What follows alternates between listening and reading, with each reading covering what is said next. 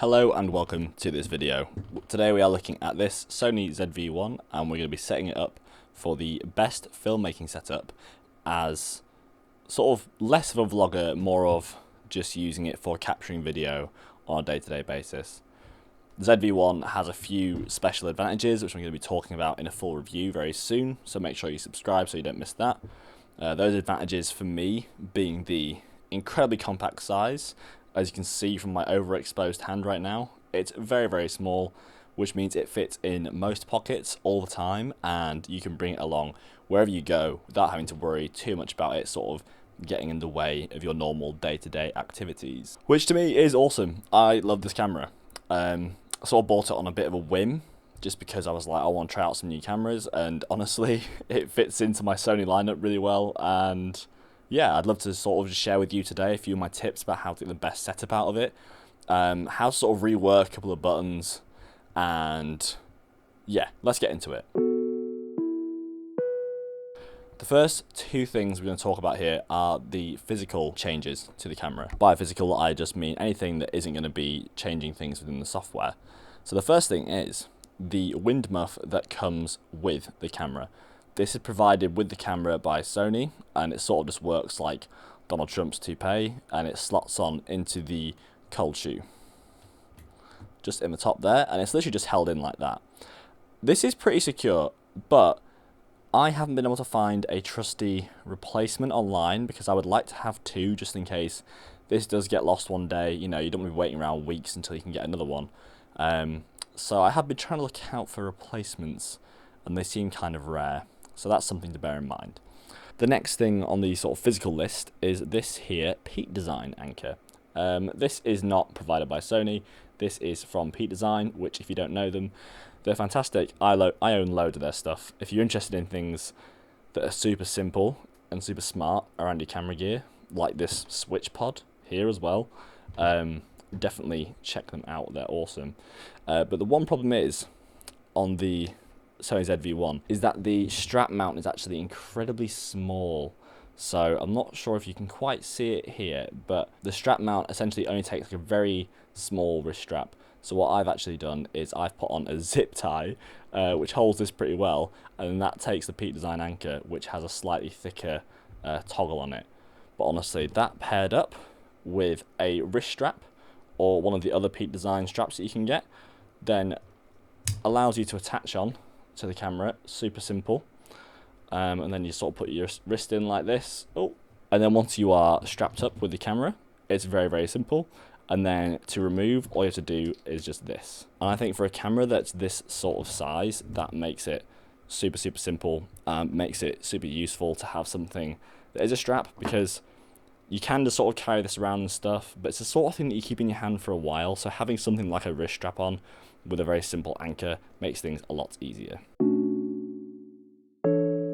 So now we're going to hop into the software settings of the ZV1, and I'm going to show you the custom setup that I have made for this camera. You have to bear with that the background in this video is just black, apart from my hand. So yeah, I'm sorry that the screen isn't more interesting if that's something you actually care about. We're going to go into our menu here, and then on the top columns, we're going to go over to camera number 2, the purple one. Then we're going to go all the way over to number 8, I believe, and then we're going down to custom key on the video mode. And then here on the back, I have a few settings that I have changed. So number 1, which is our trash can, which is custom to the little trash can down here, I have that set to the audio record level. That means that we can just tap on the trash can and then we can change our audio record level up or down to make sure we're getting the cleanest audio at any point. Number 2 is just our check focus button, which is the same as the photo mode, so I haven't really changed that one. Number 3 I have set to the ND filter, which is one of the unique features about this camera that I really, really enjoy. It has a built-in ND filter that can really save you in a pinch when you're outdoors, especially because the lens only goes down to f11, but because it's such a small sensor, it kind of doesn't really feel like it's only at f11. It gives you quite a lot of flexibility, the same way that an f22 lens would on a full frame or crop sensor camera. But the ND filter is one that I love having there because it's a quick tap, and then you can just hit on or off, and then you're good to go. And then number 4 is just ISO. So tap right and then you get an ISO wheel. That works really nicely because usually the wheel is going to be working your shutter speed unless you tap down, which will then change it to your aperture. We don't actually have the down the D-pad as a custom option here, and that is because they keep that as the aperture or exposure compensation dial. Then next, we've got the top. Here on the top of the camera, we have this little weird symbol that has a person next to some mountains for some reason. This is our auto depth of field button, so we can tap it to have a blurry like bokeh background behind our subject, or we can tap it again to then have a clear background so everything's in focus. But what this does is it overrides all of your other settings. So if you were just a vlogger using this for like holiday stuff and you didn't really mind about these sort of things, I guess this wouldn't really bother you. But when you do this, it sort of changes your shutter speed a lot. It plays you the ISO just to be able to get you the 1.8 or 2.8 like blurrier background, which it doesn't even really get that much of a blurry background on this camera. So I have disabled that feature, and instead I've made it much more useful. So because this camera has fantastic autofocus, it does sort of mean that usually you don't really have much in the way of manual focus. So on our function menu here, which we'll take a bit more of a look at in a moment, I have this currently at AF continuous. But if we want to go to manual focus, we have to go all the way like that, which takes a little while. And then when we are here, we get an option to set focus. And then if we wanted to focus, we'd have to move this to or from to choose either further or closer, and then we get a little distance meter at the bottom. It's a really cumbersome way to do manual focusing, and it's really not useful at all. So what I've done instead is under the custom buttons on top, I have changed this to AF MF toggle. So that means that by tapping this up here, so at the moment we can see we're in manual focus, and then if I tap this, we are now back in autofocus continuous. And then do that again, and back in manual focus, and again, autofocus continuous. And the benefit of this is, I do this on my A7C quite a lot, and you can focus continuously with the camera, and then when you find your focal distance on your subject, tap that, and you'll go into manual focus, and it allows you to keep that focus distance on your subject while having objects pass, you know, in between you and the subject, and it gives that nice sense of depth, which is lost when you have your camera on continuous autofocus all the time. To me, that's the best way to get a more flexible, dynamic usage out of this camera without just relying on continuous autofocus 24/7, 365. So now we're going to go into the function menu setup. So at the bottom here, this is what we're looking at. So we have our audio record level, which obviously we also have set to our trash can. Then we have the focus mode, so I have that either manual focus or autofocus continuous, which again is set to this top button as well.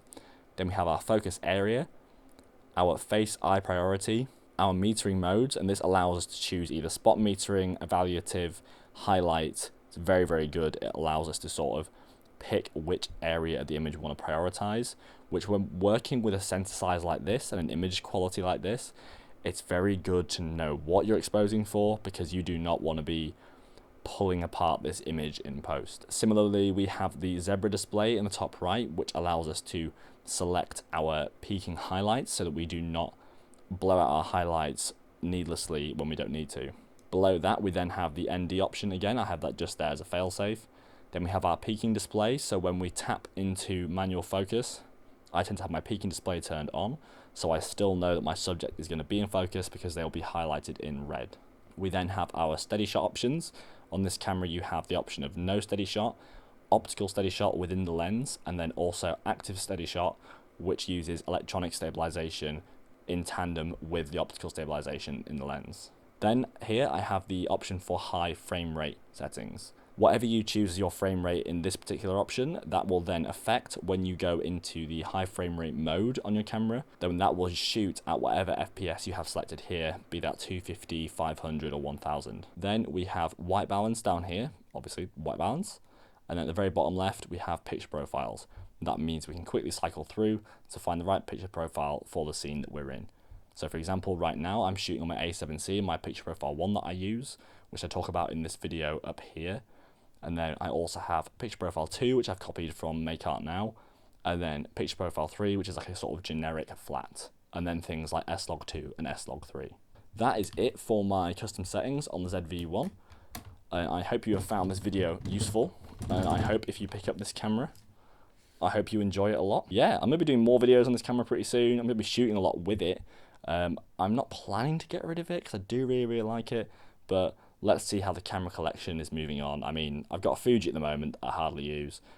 And this is one of 3 Sonys. So, yeah, for the moment, we're keeping it. I love it. But, yeah. If you have any other questions about it, drop them in the comments below, and I will see you in the next one. Even though you haven't seen me in this video, I'm sorry. Go watch another video instead. Bye-bye.